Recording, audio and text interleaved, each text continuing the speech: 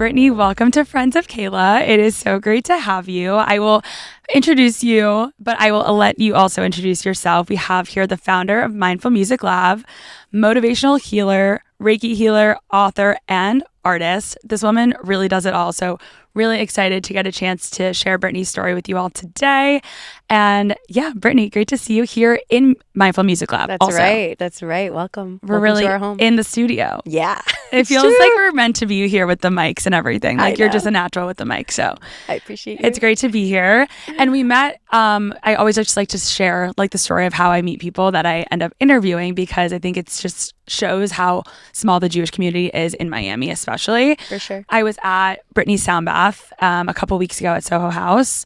I'm not a member of Soho. I was with a friend, but for anyone listening that is a member, has friends that are members, definitely check out a sound bath. This was my first ever sound bath. I did not know what to expect. Wow. And I went in, I almost didn't go actually that night. I was like, I'm feeling so drained from my weekend, like to schlep up to Wynwood area. I just wasn't about it. But I'm so glad I went, because I left feeling just so much more grounded and calm and at peace. And I was even shivering throughout the experience, even though it was, 90-degree day in Miami. You were purging energy. I was. And I left feeling so calm. And I was listening to you speak at the end about like what you do. And you're like, oh, I'm the founder of Mindful Music Lab. This is one of our weekly sound baths that we do. And I'm like, I know this girl. And I'm like, I saw you on Sarah Kiva's podcast, who was also on my podcast. So it's just funny how worlds collide. Yeah. And it's great to actually be able to chat with you. Yeah, I love it. I'm happy to be here. Yeah. Shout out to Sarah, our bestie. Yeah, shout out to Sarah. Thanks, Sarah, for making the connection in the end. But would love to hear from you, Brittany, on how your journey started with being a founder, being an author, Reiki healer. Like you do so many different things, and you're also a Jewish woman. Mm-hmm. So would love to just kind of hear your elevator pitch on yourself. Elevator pitch. I hate that word. I'm like, not a word that I hate, but I know that I tell stories that are too long and I need to shorten them, which is why I have my book. Right. Because it's a long story, but I basically went through, I would say, a transitional period in my life where I realized that I was unhappy in many different areas. And I feel like naturally I'm a positive person. And so when I realized that approaching 25, that experience of the year that I lived before turning 25 was really monumental for me in love, in work, in where I was living, and all these different things that I experienced, to then move to another country all in less than a year before turning 25, thinking that being 25 is a quarter life crisis, because people would tell me that. But I'm like, no, this isn't true. I just need to find my joy again. And that's not here. And I need to make changes. And even if that's scary to leave my job or want to move to another country for a relationship or for a man who entered my life and made me feel that I wanted to have love more than building an empire. But I realized that he was there to make me feel really present. And that started my spiritual awakening, also writing my book, which he was a part of, and realizing that I was unhappy in my job and I was unhappy in my life. And when you feel that shift of no longer feeling joy, that you have to make a change to be able to step into your power and step into your happiness and ask your intuition what you need.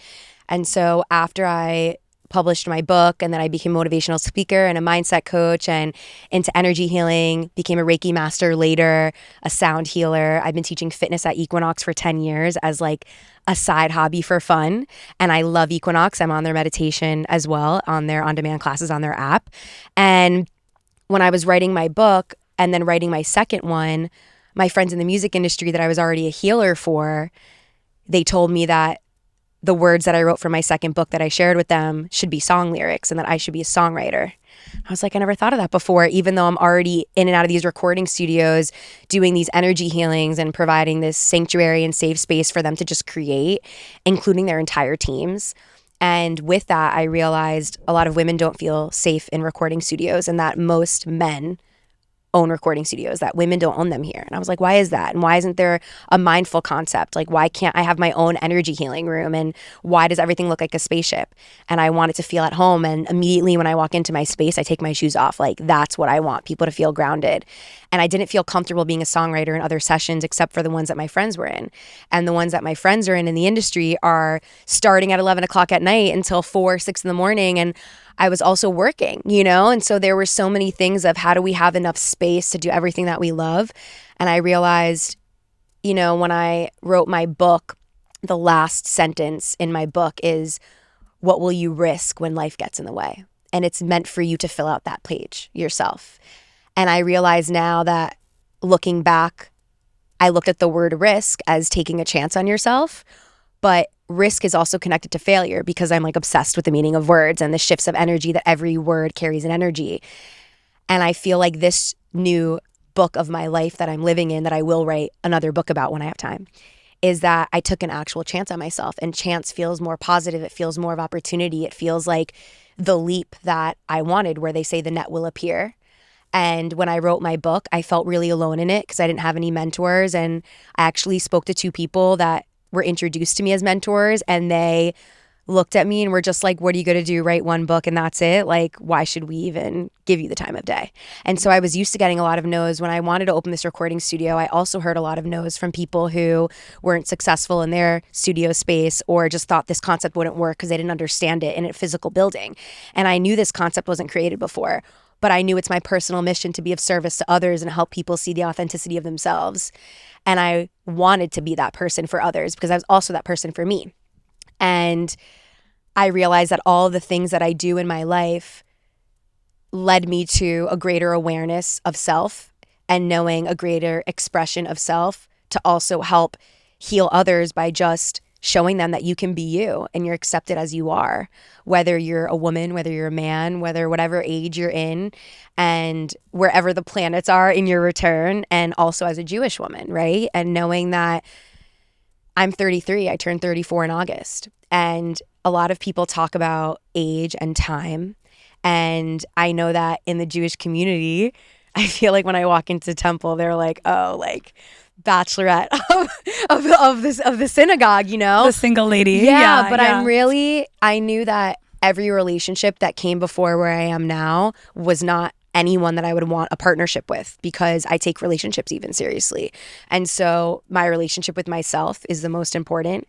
And then my business is something I wanted to build and to see created in this world more than anything, more than a relationship, more than marriage, more than having babies, more than all of this stuff, where I know that I'm not running out of time. Like, every year that I've lived on this earth is wisdom and experience. And that's how I view life. And knowing that whenever that time will come and flourish and blossom, it's when I'm going to be ready. And I'm not ready for like a family and children right now. But I know that in terms of the mission, that's where I am now, and that's where I created this. And I felt that it needed to be created in this world, and so many people have healed, and I'm so grateful, and especially the community that's just expanded. But all I cared about writing my book and even this, having this studio, was if I help one person that felt stuck when I did, that's enough for me. Well, you said so much that I'm like, where do I begin, Brittany? But I'm like, I don't know how to do an elevator pitch, but there you go. No, that was such a great overview. And I think there's so many parallels to like people listening and even like myself that I draw from your story. And I think let's start back to when you were 25, like writing this book, going through what you said is your quarter life crisis. It's so crazy to think back now to like when we were 25 and when I was 25, right? Is like, we're running out of time. We need to be married by 30, having kids by 30. And then you're, 29, 30, 31, 32, 33, still single. And it's like, how we were so young and like naive back then. We don't know anything. Yeah, we don't know anything. It's programming that we have to reprogram. And like what we thought we wanted that age, like what I even thought I wanted 2 years ago, is different from what I want now. Right. And what frequency that is of who comes into your life at that time too, especially opportunities in life, even curiosities, interests, and ideas where you're like, I want to share my voice. I want to share my perspective. I want to create this podcast. I believe this needs to be put out into the world. And that came to you and you exercised that. And when we think about that 25 quarter life crisis, that's our Jupiter return, our planet of luck and abundance. So in reality, it's there to show you that if you don't feel in your joy, you're not happy where you are, how can luck and abundance be poured into your path? Yeah. So knowing that I was choosing things based off of what felt great on paper, but wasn't happy within my heart and in my energy and my path, the moment that I chose better for myself, every door opened up for me. And that's what people have to have faith and trust on the most, is that when you truly choose what brings you joy in relationship, in your job, in life, wherever you are, what you're focused on, what you're curious about, what you're interested in, when you truly pour into that, every door opens. So when people are like, why isn't the door opening? It's because there's a part of your life that is out of alignment, that needs needs to be shifted back in, directed towards your wants and your needs. But getting back to like how you felt when you were 25, like going through, you mentioned a breakup and that kind of led you to really finding your true purpose and going for what you want. Yeah. I think it's hard for a lot of women in their mid-20s to let go of that societal pressure of feeling like they need to find someone, especially in the Jewish community where we're, you know, a lot of us are felt like, okay, we need to settle down, we need to make Jewish babies, right? And like that is so core to our identity, which I'm not saying is not important. It's very important. And I believe that firmly, that more Jewish babies are amazing, but maybe not, you know, before 30. Like we have time as women. And, you know, I think that's what's so great about society today is like we're focused on our careers and being the best versions of ourselves before maybe jumping into that serious relationship. But what about your relationship when you were 25 really? What changed in you? Because I think a lot of women in that situation might feel that, but not make the change. So it takes a lot of like chutzpah and balls to go after that. Yeah, I think in my situation for that experience was I was the American girl who fell in love with the soldier on birthright. And so it was me leaving my whole life to move there to be with him because I knew that his life would not adapt here well. He would not be happy here. So you moved to Israel? I was going to. Wow. Until the path ended. Until it came to an end before you got there. Wow. My mom was like, I didn't give birth to you to leave me. And I understood that. But wow, did he open my eyes to such a beautiful perspective of life, of patience, not rushing, being present, like truly stopping to smell a flower on a trail, like really asking beautiful questions to help me meet myself and introduce myself even more past insecurities, past judgments, towards being accepted, towards wanting to be, you know, value parts of being Shomer Shabbos, because before I was never, and that's something that I never thought that I would be. So you were not Shomer Shabbos at the time, but he was. Yeah. Okay.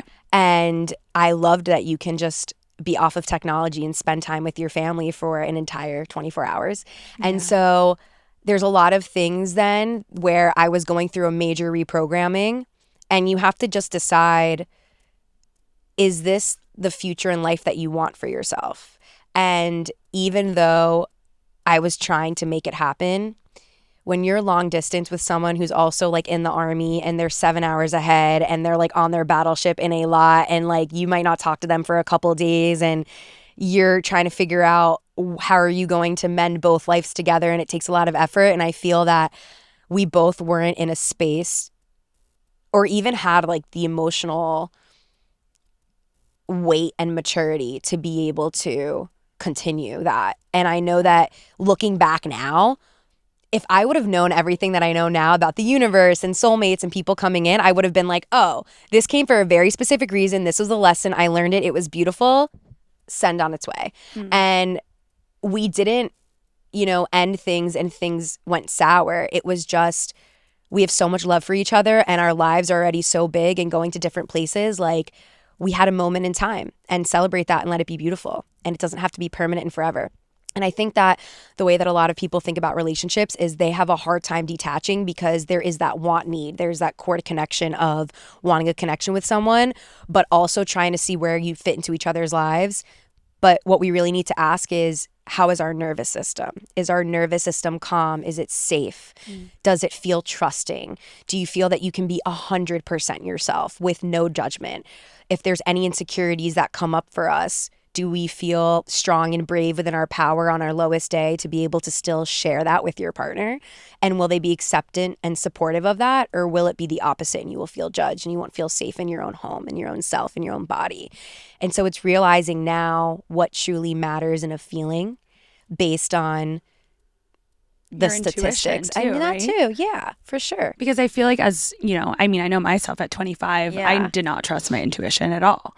And even still to this day, it's very difficult for me to do that. But as you go through maybe your Saturn return, which I definitely want to ask you a little about, is it's led me to be able to trust my intuition a lot better because I now know, like, okay, every time this happens or I'm seeing this specific pattern, this end result continues to happen. And if I had just listened to myself like 2 steps before, maybe this outcome would not have been the case. Right. But along the way, everything is a learning lesson. So it's like, how do you go through life without regretting things from the past and instead like learning from them as you've done with this relationship, it sounds like. I think it's also just giving yourself grace and being really highly self-aware. Because I'm still learning things every day. And I truly love that, because if I know that something kind of feels out of alignment for me, then I know what that feeling feels like when it visits, and then I can find the root cause of it. And then I go deeper and deeper until this pattern or this feeling might come up. And I want to heal it once and for all in that moment. And I think it's giving ourselves even more grace than we think that we need, and sometimes more time, but knowing that we're worthy of whatever the person, the outcome, or the situation is. So when you wrote this book, and it's called 25 and Selfish, and when you wrote the book, were you into healing, into energy, like into spirituality at all? I don't feel like I was, honestly. I mean, So where did that come from? so I've always been intuitive, and my great grandmother was very psychic, and she also had major premonitions and mediumship, and she would see things. Same with my grandmother, and same with myself. So it's in the blood. I always it's in the knew when bloodline. I was young. Yeah. But there was a point when I was around 13 that I stopped kind of like seeing and hearing things. And it wasn't in a scary way. It was a very intuitive way. And for a while that kind of stopped. And then it came back when I just felt like I knew things, or I would see things happening before they happened. And a lot of them were not good things. Like I saw visions of like me in several car accidents, and I was in all of them. And that's not good. And I didn't have a mentor to be able to shift and show me how to use that type of intuitive power of also manifestation and seeing visions, and knowing that even if you see something that you shouldn't see, that it doesn't have to be true, but everything I see is pretty much true. Even really terrible things that, thank God, ended up being okay. So were you in car accidents after you had those visions? And relatively quickly. Some would be a couple weeks after. I did a huge sound bath and like energy healing meditation many years ago. And I remember getting in my car, and I remember it was far, and I actually didn't even want to go, but I just did. And I had an intuitive feeling that I shouldn't have been there, but I didn't know what that felt like or what that was then. And I'm on my way home, and the car in front of me stopped short, and I stopped short, and 6 cars behind me. This is like on the highway, 11 o'clock at night, like in the lane next to the express lane, and every car spun out, and everybody got like airlifted and totaled their car but mine. And I drove home. And I was shaking. I was covered in crystals, by the way, because I wore like every crystal that I owned that day too. And I was shaken by it, but I was also like, I can't believe I saw this happen, and it happened. And like, how do you say that to someone else, you know? And my mom knew, but she's not really like that. So I felt like the powers like flooded into me.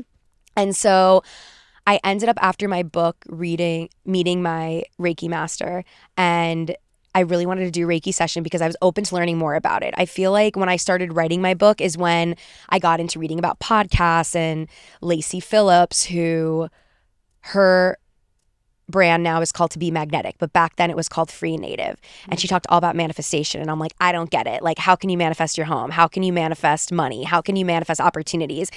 And I thought it was so interesting. And I feel like that sparked a lot of my spiritual awakening of just being curious, because now I teach manifestation, which is funny. And I manifested everything, especially the room that you're in. And so after that, when I got a Reiki healing from my Reiki master, she's like, you can do this. And she's like, you're more powerful than me. You know that, right? I was like, no, like there's no way I can do what you do. And I didn't know.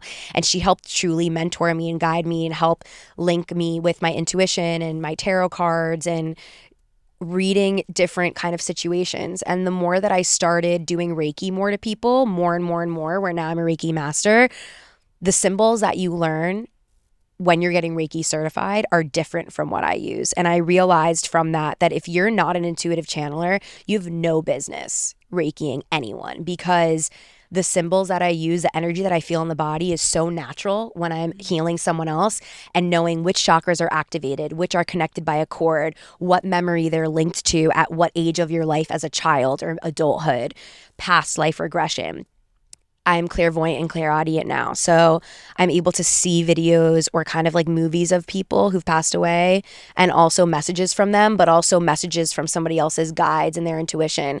And so because I've been doing this for about 8 years now, it just gets stronger and stronger, where it's natural to me, and I can be in a conversation and read someone, but I try to shut that part off, because as I learned to learn more of my gifts, I wanted to learn how to control it because I'm in so many different environments. I was going to ask you, like, when you connect with someone just like this, right? Like, what are you feeling from even me in this conversation right now? I feel like it's so funny because when I met you at the event and I loved your energy and I also saw you were Jewish and you're like, be on my podcast. And I was just like, yes, normally I wait. I'm like, let me see. I'm not sure. Like, I schedule it in advance. I have people ask me to be on their shows all the time, but I just felt connected to you and I felt like I wanted to do this and I loved your energy and it felt like home in a way. And I meet a lot of people all the time. And the thing about different energies is that even when I meet someone new for Reiki sessions that I've never met before, because I'm really by referral basis, I try to keep it as private as possible. And I'm grateful that the universe helps me with that flow, that if I meet someone and maybe they're actually not a good person in reality, the version that they show up to me, I can see right through you. And so the things that I've had to learn is that one of my friends, Jared, told me 3 pieces of advice. I think I said this maybe with Sarah too, but the 3 pieces of advice he told me was don't always see the good in people. Not everybody also has your best interest and not everyone is amazing. And I had to reprogram that part of myself because you're such a positive person. Yeah, I see the best in everyone. You want to see the best. Yeah. I do, and I'm Reikiing them and I see their root cause of why they are the way that they are. And I want to give everybody the benefit of the doubt. And I shouldn't because I've been stabbed in the back and taken advantage of multiple times until I finally realized no more. And if somebody needs someone for something, I'm the first person who's going to be like, let me connect you because I believe in them and I want to give people opportunity. But not everyone is able to meet the expectation of even how I see them in front of other people. And so I stopped carrying that weight. And I know that I can enter rooms or pull up to an event. There's been a time when I pulled up to an event recently and I didn't want to get out of the car. And like, I know there's bad energy in here. Yeah. And I had 2 people in the car with me. One of them was my engineers and an artist. And I'm like, just say my name at the door and they're going to let you in. They're like, get out of the car. Like I was right in front of the building. I'm like, I cannot get out of the car. Like if I do, something's going to happen.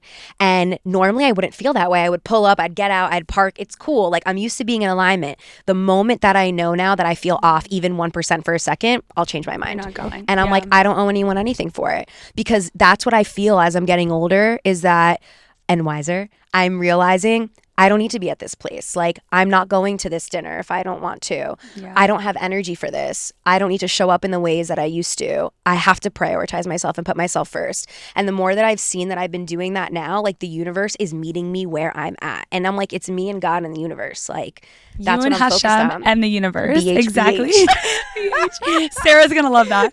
I feel like she says that all the time. That's it's so funny. I mean, it's not funny, but this goes back to what we were talking about before. And actually, this is something I wanted to share on the podcast is how last week we were supposed to film. There's been obviously a lot going on in the world. Israel and Iran last week, everything was just going up in flames. I was supposed to go to Israel this weekend. My trip was canceled, like many other people's trips, obviously. Like things were just not in alignment last week. And I was proud of myself, even though I was sad to call you and have to say, hey, Brittany, I have to push our interview. And I'm so sorry to do this to you. This is so last minute, but I'm just not feeling mentally there. And normally in the past, I would just push through, like whether it's an interview, whether it's a date, whether it's meeting up with friends to go out when I didn't want to. And then I'd always leave that feeling more drained or feeling like this was not a quality evening, quality interview, quality podcast. And it's like, why waste this energy that is so precious when you know that nothing in this life is like permanent. If we push something off, that doesn't mean it's a bad thing. And you were so kind and understanding, and I really just appreciated that so much. And I think it goes back to just trusting yourself, and it comes with time and age and intention. Yeah. Because when we're going to put our heart and our effort and our investment behind something, you want to show up as your best self. Right. And the moment that we don't, then we have to ask ourselves, how do I need to show up differently? And I think we need to also think of everything in life as an investment. Maybe it's not a monetary investment, like you're going on a date or meeting a friend to go for a walk even, but it's your time. Yeah. And time is valuable, and it's not to be wasted because there could be so much more that you could do with that time. And if I told myself that years ago, man, I'd be in a different place. But it's okay. We're learning now. We're here now. And remembering, like, that I said before, I trust in every delay. I trust in everything that's postponed. I trust in every cancellation and every pause in something that's meant to be moved, because I live by the universe works for me. Life works out for me. And it worked out for both of us that day that we didn't do this, you know, and that today was the day it was supposed to be, and trusting in divine timing. Sometimes they say God laughs when we make plans, right? But so many times we have an intention to be the best self. So if we're trying to be our best selves and trying to make plans to mirror that, sometimes it looks differently. Sometimes we need the pause, we need the rest, we need the recollection of, let me get my mind straight. Let me make sure that I'm here to show up in the best version of me. And that if things need to be moved, it's no sweat. And I feel like in my reality, that happens all the time with owning a recording studio. So it's like, you know, when people are going to come in, it could also be super last minute. They may also cancel. Same with the different energy healing sessions. Events are more concrete. So I'm kind of with the flow of knowing I have to be here between these amount of hours and have to be here between these amount of hours, and whatever shifts in that time frame, to be unbothered by it. You know, which is really difficult to do. I mean, I don't know how you were like in your, oh yeah, call me out, Brittany. Call me out, girl. There are words we don't say. Let me go down the list. Difficult, hard, struggle, overwhelming, worried, stressed. The list can go on. We don't say any of those words. Okay. We choose different words. So instead of saying challenging or difficult or struggling, we say, I'm growing through this. I'm learning through this. I'm thinking through this. This used to feel heavier for me. It's lighter now, you know? Absolutely. No, I navigating love that you said this. I'm navigating this. I'm navigating through the end of my Saturn return currently. Mazel, thank you. Speaking of that, when you started Mindful Music Lab, was that when you were going through your Saturn return? Mm-hmm. Okay. So I want to talk more about that. Like, what is your Saturn return and why is it so significant? Yeah. Well, our Jupiter return is the planet of luck and abundance. It's your time for 3 years. It happens actually every 12 years for a 3-year cycle for your luckiest, most abundant time to choose your joy, to choose your path, and that energy will amplify it. So when it comes to our Saturn return, which is every 28 to 30 years of your life cycle, so you'll have at least 2 or 3 of them in your lifetime, or it can be 29 to 31 based on your chart. And so Saturn is a planet of karma, the lord of karma and transformation. And it's a time where all the energy that we put out into the things that we love can be poured back into us and how we show up into this world based on what we choose. It's also a major transformation, which really asks us to commit to ourselves, to be more accountable, to be more responsible, to be disciplined in anything that we want to move forward in. And so it asks us, for me, music and healing. You know, healing has always been something that's been there. But when it comes to music, that was something that was newer for me because I had people in the industry who found me. And I didn't realize that I was a songwriter. I didn't realize that I was an executive producer. And so knowing that over time, realizing I also want to heal the music industry on a bigger level. How can I speak more and expand on mental health of artists, of also professional athletes that I work with, and people in the community and in wellness? How can I create a bigger community for people in music and in wellness at the same time? And also allow people in the music industry to feel that they're supported because they have people that they work with. It doesn't mean that they're friends. You know, they're just collaborating on art. And I wanted more people to have friendships, and I wanted more safe spaces, and I wanted more people activating on a different level for different communities where if I'm not activating and facilitating, I can send them to my friends, you know, and share opportunities. And so I realized that this space was not created here because I felt that I even had nowhere to truly go to. So I created it, and I created the community. I created this space, and I realized there was a need for it and that I wanted to do it. And the transformation of it was because I took that risk of my book back then and living that year and writing it and then working for myself for 4.5 years, COVID hitting. I had a corporate company reach out to me, poaching me, that I worked for them for 2 years. And I was like, I don't work for anyone. Like, I'll be your consultant, but I'm not taking this job. They're like, we need to fill this position. It's a full-time position. You can still work on your projects on the side. So I was like, bet, I'll do it. Like, Ideal. Remote work from home. And they were such amazing, beautiful people. And I actually felt bad for leaving them, but I felt I needed to do this. And it was interesting because what came first was I was already doing the healings, but the songwriter portion. And I was like, but I don't feel comfortable making music anywhere. And I learned about the publishing business and I learned how long it would take. And I'm like, I would have to give up everything to do that. And that's just something that I don't feel called to right now. Like, I feel more called to the healing space and the community space. And so even when I opened this, yes, I released my own meditation album last year. And yes, it's a very different type of album because it's multi-genre. It's Afrobeat, it's R&B and drums, it's naturescape, it's ambient music, it's sound therapy. There's so much involved in it because I'm not one thing and I love so many different genres of music, and I wanted people in the industry to know what it was like to listen to meditation, to find healing, but also love the instrumental of the beat where you can still get lost within my words. And in the end, you're still meditating. You know, how can I bridge that gap? And I felt that everything that I do, what I really realized in my Saturn return was that it was easier to take the risk in my Jupiter return in the book. But this was the biggest financial investment I've ever done in my life because I invested my own money into this. I didn't take a bank loan, nothing.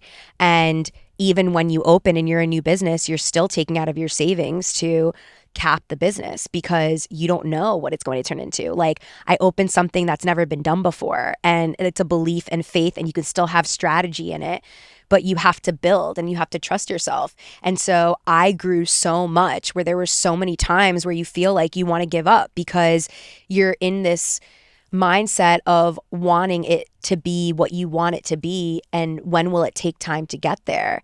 And I feel like so many new entrepreneurs go through that, and I feel like thankfully there's a beautiful community that is able to talk about it because I was like, I don't have a mentor. I'm just doing this shit the best that I feel that it should be done, you know? But I believe in my concept. I know it already works. Build it and they shall come. You know, and realizing trial and error, what works, but what you grow as for personal development and growth as a person. There were times where I was just like, I'm not going to give up because I'm going to literally give this my entire all. And if it still for some reason doesn't work out the way that I want it to, I'll just write about it in a book, you know, because in the end, I still want to write that second book. I just need more time. And I had to go over this hump and more of this self-belief and stepping into being like, why don't you start songwriting? And the moment that I started songwriting again, like every door opened again. The doors were always opening, but I was getting in my own way for many different times. And that was what my Saturn return really taught me too. It's that transformation and believing and creating and doing and acting upon what you want to do in this life and having a different relationship with money. Because energy equals currency. And yeah, I could have played it safe. I could have a lot more money in my account if I did not do this. Yeah. And I'm like, but what would I want to do for the rest of my life? Now in my life and in this Saturn return and Mindful Music Lab, I decide to look at it as taking a chance because that has a more positive outcome and a positive flow of energy of my path of saying that I'm taking a chance compared to taking a risk before, even though this was more also of the financial investment that we talked about, and then trusting it and knowing that the more that energy you put into it and the faith behind it and the love for what you do, it opens up and it manifests exactly as you saw it in your mind or better, which we would hope it's better. I'm sure it is better in fruition. But you talked about how, you know, people didn't believe in you in the beginning. And, you know, I think a lot of that, I can relate to that too, of, you know, this podcast and what my friends and family have said and things of that nature. But I'm a little delusional, but I think being delusional is what gets you there. I think that in my journey, I wouldn't say that people, if I used my words or misuse them, I wouldn't say that they didn't believe in me. I think that they believed in me, but they weren't sure about the business model because they've never seen anything like that created before. And so I think that when it comes to being delusional, and I know that a lot of people talk about being delusional, I don't feel that I'm delusional because I believe that delusion isn't the answer. I believe that the path forward is just true belief, faith, and trust in yourself and what you're capable of and your vision, and knowing that we're on this earth to figure things out for ourselves and for our highest self. So when I think about doing this, I knew in my mind exactly what I wanted to do. I knew exactly what I wanted it to look like. I knew what the exact flow should be and how I wanted to run this business, but more so how I wanted people to feel and the energy in the room right when you walk in. And so I think that when we think about the word delusional, it can have truth to it. But instead of people thinking they need to be delusional, I'd rather you just trust yourself and have faith in yourself and confidence in yourself, being like, I have a voice that needs to be heard and I'm going to share it and I want to do this. And so I'm stepping into that power, and that is it. There's no doubt. There's no fear. There's no shakable confidence. It's like, I am confident in my power, in my voice. I was the kid in school that people told me that I was too loud and I talked too much, and they would try to silence me. And there was a portion of my life that I was also shy. And so when I started speaking, I cannot see that. I know. You're not shy. She existed. And now that I look back, I'm like, I wish you wouldn't have all told me to be quiet or that I was too much. You know, I had parents tell me, like, I need to recharge my batteries if Brittany's coming over. How dare you say that to a child? First of all, rude, offensive. I look back at my inner child self because I'm constantly doing shadow work, and I replay those narratives in my head because I'm like, you should have supported her. This girl was happy and positive with a lot of energy, and you treated her incorrectly, and someone else's parent is programming me to make me think that I'm wrong to be happy or to be excited or that I'm just accidentally loud. Like, I'm a motivational healer and a motivational speaker for a reason.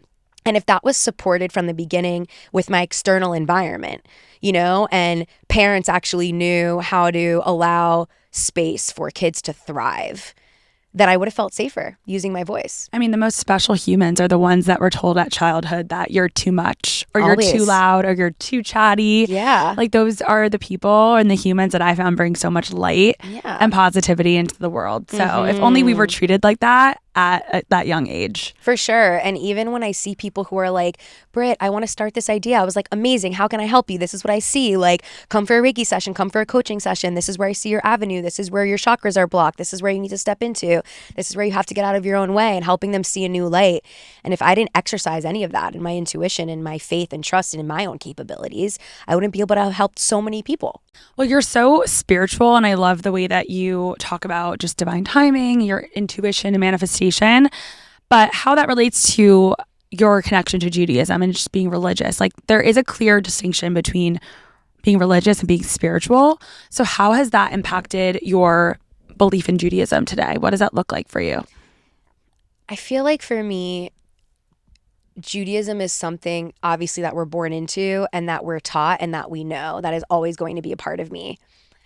I know that when it comes to my Jewish faith and then my trust and faith and coordination with the universe, I feel like there was a portion of time during my spiritual awakening period when I was around 25, and I was trying to understand the difference between God and the universe, because I felt like I prayed to God, I talked to God, but I would never ask God for something materialistic or financially rewarding or a manifestation.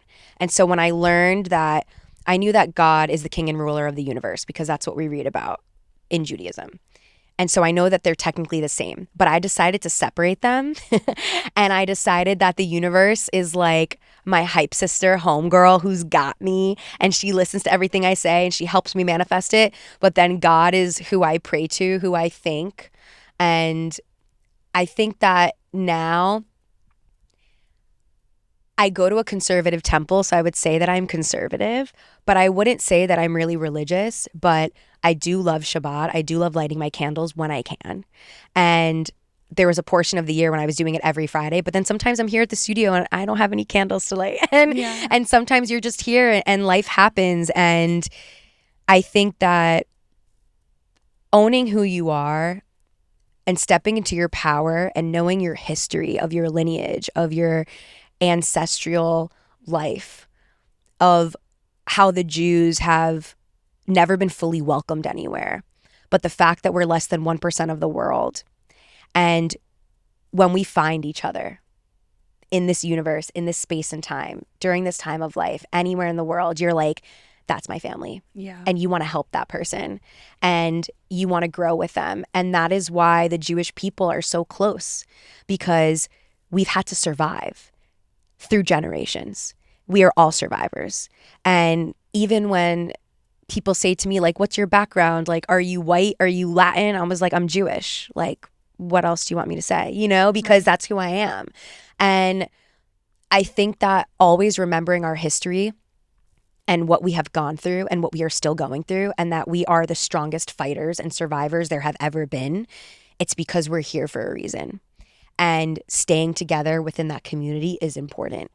And knowing that when it comes to faith, that I have my faith in God, and I love my Judaism and I love my Jewish faith, but there's a whole other side of me that is also just highly spiritual, that also fully believes and trusts in the universe. But I believe that both are actually the same. and they're within the same umbrella.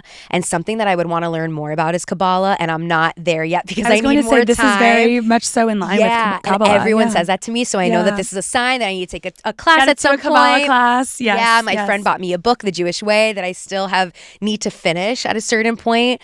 But I think that anytime that you believe in something that's far greater than yourself, that makes you feel good, and that knows that your value as a human being on this earth is very important, and that your soul is infinite and we must honor it, that wherever that lies within our faith must be true to us. Yeah. I like that you combine both the universe and Hashem and your belief in God under one umbrella, but also separate them, because it is a bit of a different, we were not taught in Judaism to be like so spiritual and trust in the universe. Like that's not what we're taught.